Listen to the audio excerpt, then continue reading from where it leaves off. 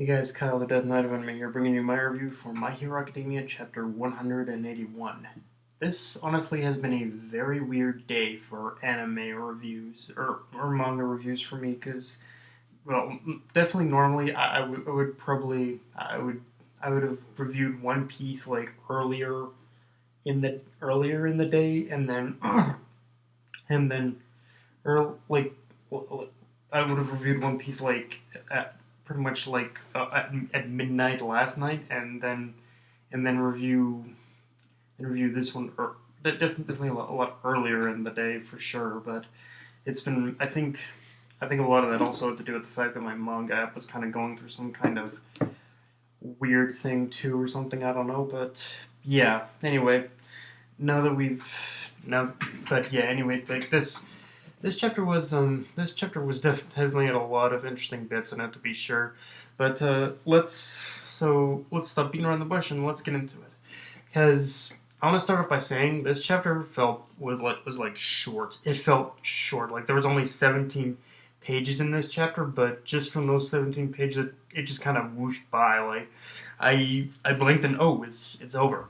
But it was, even though it was short, it was still very emotional. Torokoshi didn't even waste time in making it emotional, because he sure as hell did that in this particular chapter, and all of it was more or less focused on gentle on majority was focused on gentle. And I want to talk about right now. I want to start off by talking about the scene with Hound Dog interrogating Gentle. And if you think about that moment carefully, like like pretty much walking on coals carefully. If you really look at that scene, like, okay, Hound Dog himself, he's not really even a police officer or anything, but if pretty much if he wasn't, like, I've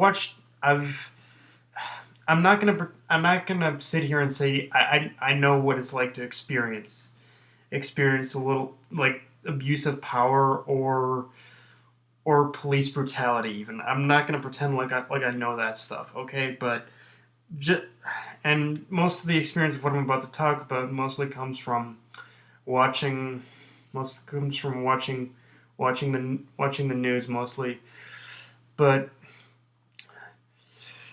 mostly from stories and the news. But if you really look at that scene of Hound Dog interrogating Gentle, if you really think about it, that right there could definitely be mirrored to real life with police brutality.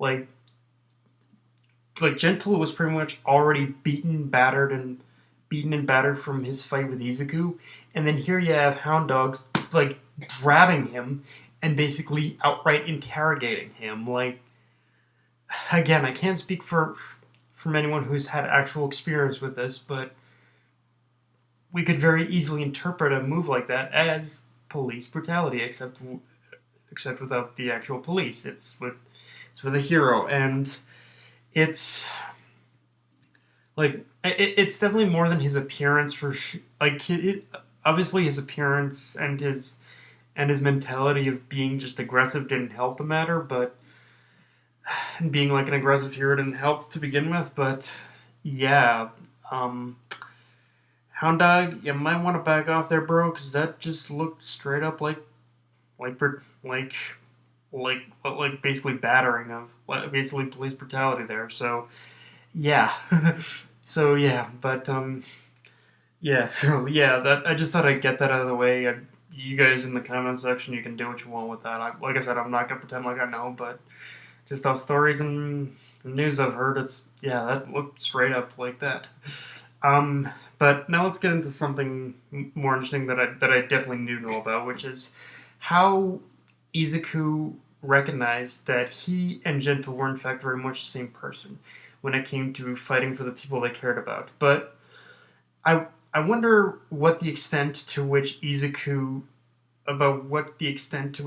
recognized of how similar they were, because especially during that fight, because throughout pretty much that whole fight between Izuku and Gentle, they're basically everything about them is polar opposite to each other, and they're if you really look at it, Izuku and Gentle are basically yin and yang, two opposing but very similar forces, and both, in their own right, are heroes. The only thing separating them are methods. And I like how, even without saying a thing to each other, both of them knew almost instantly what they needed to say in order to make sure the cultural festival could continue to go on. And I think you could also very easily make the argument that with the whole yin and yang thing, you could argue that yin crossed over into yang and yang crossed over into yin in this chapter, because from this from this experience, you could argue that Izuku learned that in this society, definitely the way the society operates, the way that heroes are, the way that the heroism factor comes into play. You could argue that Izuku learned that just based from how the society works, the right thing comes from less than noble measures. And in this case, lying your ass off. Like, Izuku lied through his teeth because he knew if even the mere mention of what went down between him and Gentle went public, that would be the end of the festival. Everyone's hard work, which Izuku fought to. That would be the end of three things. Everyone's hard work. That would be the end of the festival. The end of everyone's hard work, which Izuku fought to protect to begin with. So naturally, he would want to do practically anything in order to protect that. And possibly even UA as a whole. So, yeah, with a simple lie, he basically saved everything having to do with this festival. It wasn't just him. It wasn't just him. It wasn't just him protecting his friends. It was him protecting UA altogether. Like, and I like how in the very beginning of this chapter they basically reminded us that yeah, any news basically of an interference with UA at this point would result in immediate shutdown of the festival. And honestly, I don't know why. I don't know why. Maybe I'm just paranoid. But there was a moment in this a panel, where Hound Dog. The way I interpret it, Hound Dog was kind of looking at Gentle almost in a way, looking at the scenario almost, was looking over the scene, and Hound Dog seems to be a little more than skeptical about Izuku's lie. So even though the fight itself is over, I have a feeling this still might come back to bite UA in the ass for covering things up. Unintentionally, mind you, but still covering things up nonetheless. And at that point, I think it will probably be the pretty much the end of UA. And okay, we've definitely heard it time and again that Horikoshi definitely has a time skip thing planned for sure. And maybe and if there is going to be a time skip, then the shutdown of UA, when and if it happens, might actually be the point where the time skip starts. Like at that point, it would be like all the students basically becoming true blue heroes and basically going about their own separate ways of training to get stronger at that point. So yeah, it's almost like it's it's one of those things where definitely UA shutting down would definitely be the big motivator in order for Horikoshi to start a time skip. So yeah, but yeah, I don't know why, but yeah, Hound Dog's whole presence in this chapter really got me thinking he's a bit more than skeptical for sure. And so aside from that, at the end of the chapter, we see Izuku on stage with everyone else as I want to assume one of the dancers or something like that, fulfilling his promise to Eri. But and that's all well and good to be sure, but unless I'm mistaken, wasn't it established in a previous chapter that Izuku was out of the whole Class 1A concert altogether? Because I remember in a humorous last page of another chapter that I think it was that a couple of his a couple of his classmates approached him. Definitely Ashido was one of them. They were dressed like the Men in Black, and they said, "Izuku, you're out." So yeah, like was that just kind of a throwaway joke that was the throwaway joke, or did that literally, or did that still come into play? But Izuku just got better off screen. I I don't know. I'm just trying to figure that one out in my head right now.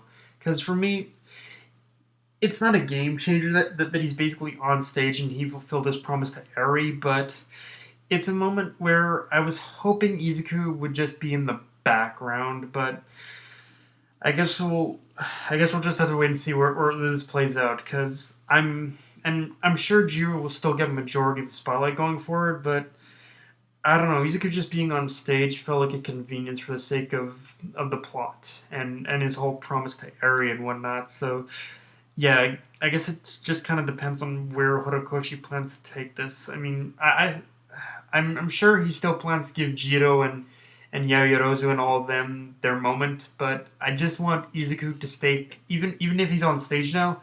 I still want Izuku to kind of be in the background. Like Horikoshi, try and keep the focus off him for a bit, could you, please? That's kind of my thing right now.